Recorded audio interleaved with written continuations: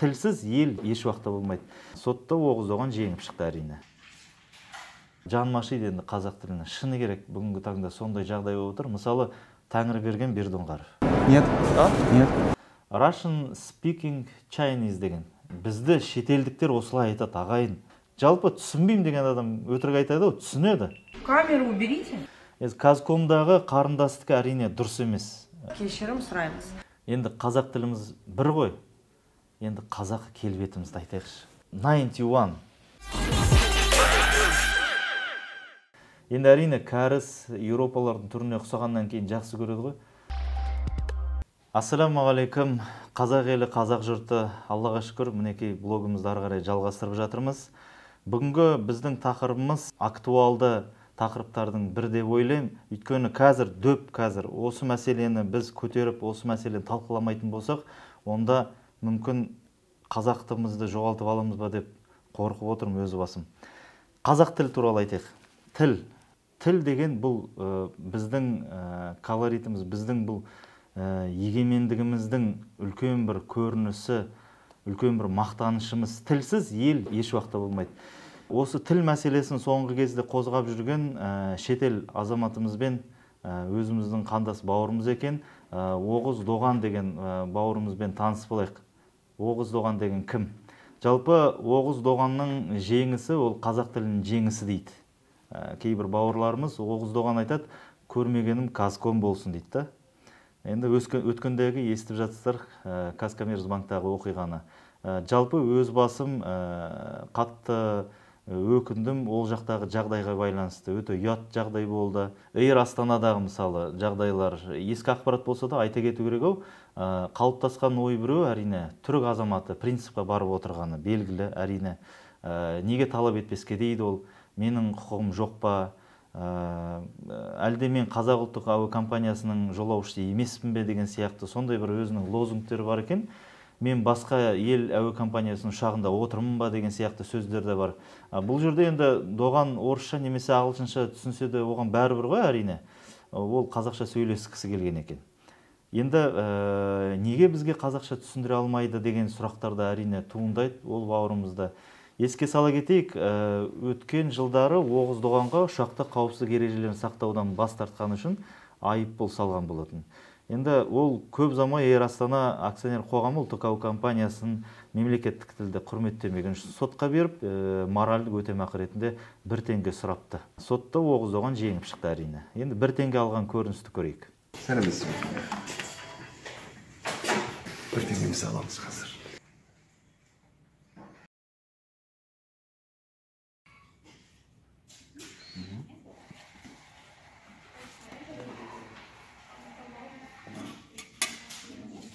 Мына тарихи сәт 1 теңге. Көрініп тұр ма? Көрінді.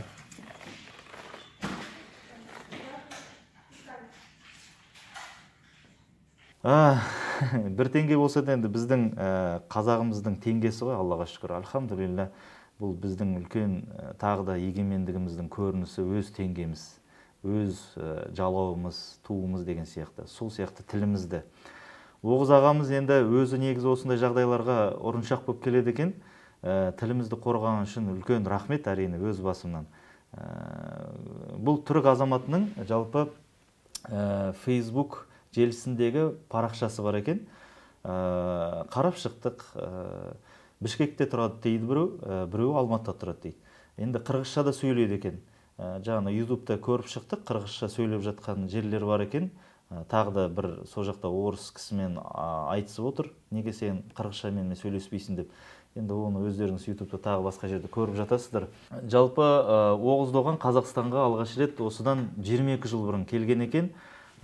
Содан бері түріктер мен қазақтардың арасындағы достықты нығайтуға ат салысып жүрген азамат. Одан кейін комментте біреу айтады. Достықты емес, керісінше тек іріткі жасап жүр дейді.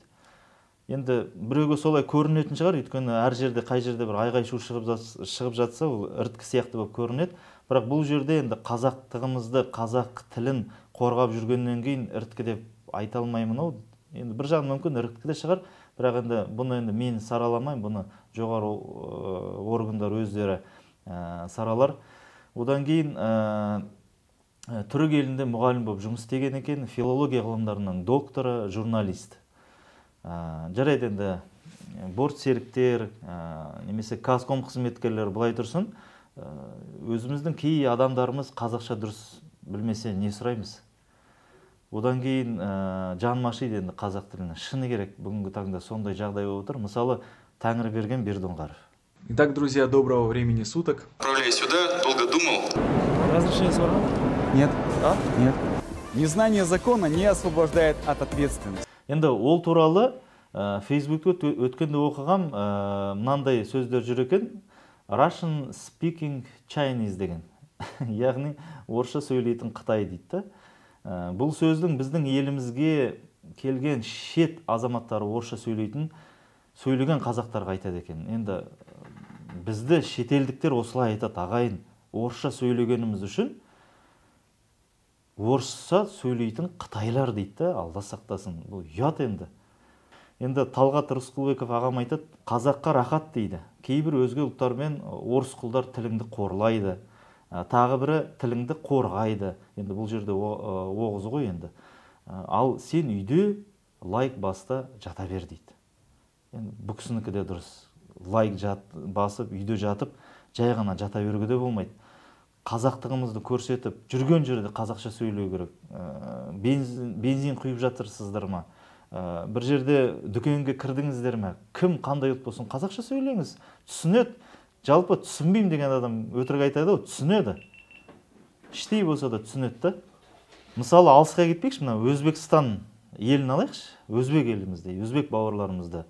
Өзбекше сөйлеу мода кәдімгідей Өзбекстанда. Шыны керек, мода.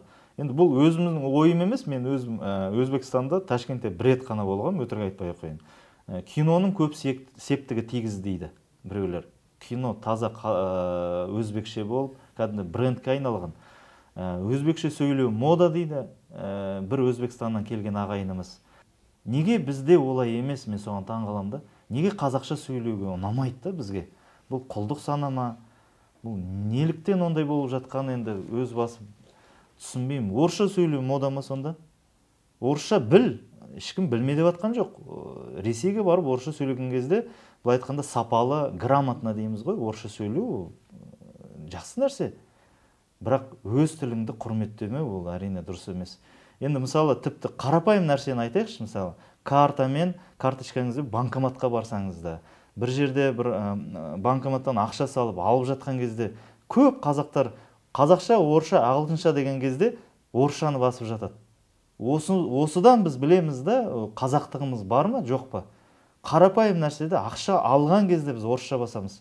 Неге қазақша баспаймыз? Түсініксіз ба? Барлығы түсінікті, ешқандай қиындығы жоқ. Енді Оғыздоған бұл менің емес дейді, Оғыздоған сөзі. Бұл қазақтың, қазақ тілінің жеңісі дейді. Енді жеңгенін айтып отыр. Қазақ тілі менің ана тілім дейді, қазақпын дейді. Енді қазақ шығар.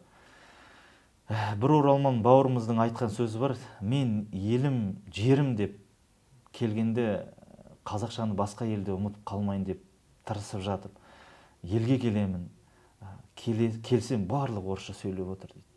Әрине намысыңа тиеді. Қазағымыз қайда деген сияқты. Казкомдағы қарындастық әрине дұрыс емес. Шынымен қазақ тілін білмейтінін айтып, басқа адамды тарту керек еді сол кезде. Кешіріңіз деп. Бірақ ондай болмады. Администратор ханым, сол жердегі бастығы, қазақ, орысша сөйлеп ерегесіп, не үшін ерегесті, соған таң қалам. Енді сол орысша сөйлеген видеоларын көрейікші.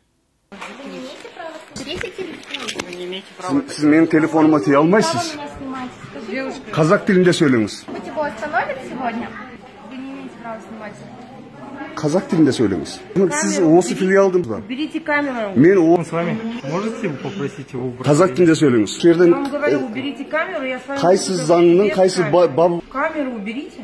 Ubiriti деген сөзді түсінбеймін. Хорошо, ладно, записывайте. Стойте. Енді кейін қарасақ, сол мысалы қазақша сайрап тұр бағанағы әйел. Кешірім сұрап отыр. Оған да қарайық. Кешегі күні болған келеңсіз жағдайға байланысты кешірім сұраймыз. Болған жағдайды ескере отырып, бүгінгі күнде бөлімше қызметкерлеріне қазақ тілін жетілдіру мәселесі қолға алынғанын хабарлаймыз. Сәлеметсіздер ме? Менің атым Әйгерім.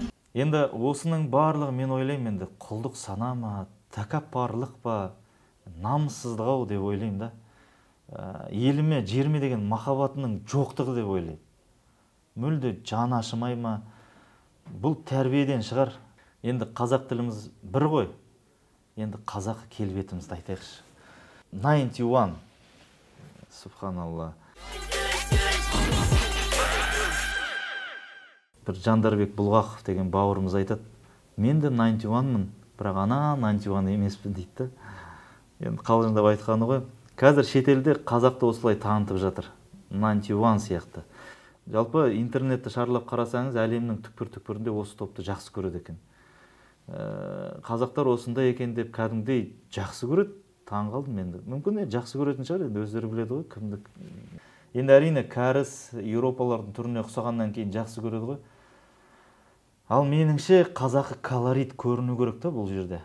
Біреулер айтады екен да, біздің қыздарымыз 91-ды тыңдағанның себебінен қазақша сөйлейтін болды деп. Күлкілі естіледі. Қазақша ән айтқан үшін бе сонда? Музарт, АБК деген сияқты басқа да топтар бар, қазақша әншілеріміз. Әншілердің көбі қазақша ән айтады. Оларды қайда қалды сонда? Олардың еңбегі. Қазақша сөйлегені. Жарайды қазақша әні болсын ал. Сонда 91 қазақша үйретіп жатыр, ал қалғандары шетте қалды ма? Келісе алмаймын. Бұрынғы аталарымыз бізді көрсе қазір, әсіресе бағанағы жігіттерді. Мыналар жынданған ба дейтін шығар. Біз егемендігімізді кімге тастап кеттік деп ойлайтын шығар. Ұят енді. Әйтеуір аман болайықшы, тілімізді, дінімізді, қазақтығымызды жоғалтпайықшы. Бауырлар, өзге тілдің бәрін біл, өз тіліңді құрметте дейді ғой қазақ. Осы нәрсені ұмытпайық. Қазақ болайық, қазақша сөйлейік. Міне өзіміздің трендіміз, қазақ тілімізді барлық жерде жайып жүрейік. Меккеде қажылықта болған кезде, бір тамақ алып жатқан кезде, артында бір кісілер қазақша сөйлеп тұрған. Қарайым, қазаққа ұқсамайды ешкім. Тағы да бір қазақша сөйлеген үнесін бір қарасам, екі шешен азаматы тұр. Шешен ұлты. Сөйтсе сұрадым, ағалар, сіз қазақша сөйлеп отырсыз ба десем, иә, қазақша сөйлеп отырмыз дейді. Қай жақтан келдіңіз? Грозныйдан біз. Кезінде Қарағандыдан ба, бір жақтан көшіп келген екен, Қазақстанда туылған жігіттер екен. Сіздер енді шешенсіздер, орысша сөйлесеңіз, немесе немісше сөйлесеңіз жарайды енді. Неге бұл жерде ешкім танымайсыз? Екі шешен, екеуі бүкіл миллион халықтың арасында екеуі бір-біріне қазақша сөйлесіп тұрғанына таң қалдым. Неге сөйлесіп отырсыздар десем, қазақ тілін жақсы көреміз дейді. Субханалла, өзге тіл біздің тілімізді жақсы көреді, біз қазақпыз, өз тілімізді жақсы көрмейміз. Неге? Қазақ тілін түсінбей жатқан, қазақ тілін үйренгісі келмей жатқан бауырларға орысша тілде жауап берейін. Обращаюсь к вам, как бывший русскоязычный казах, уроженец Павлодарской области. Казахский язык настолько богат, настолько он красив. Я выучил, потому что я осознал, что я казах. Я должен быть казахом. Я буду казахом тогда, когда я буду знать свой родной язык, казахский язык.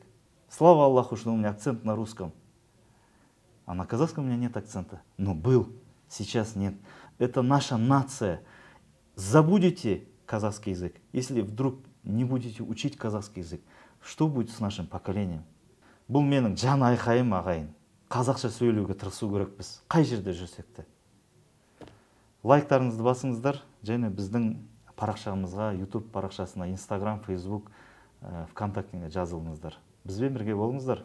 Ассаламу алейкум.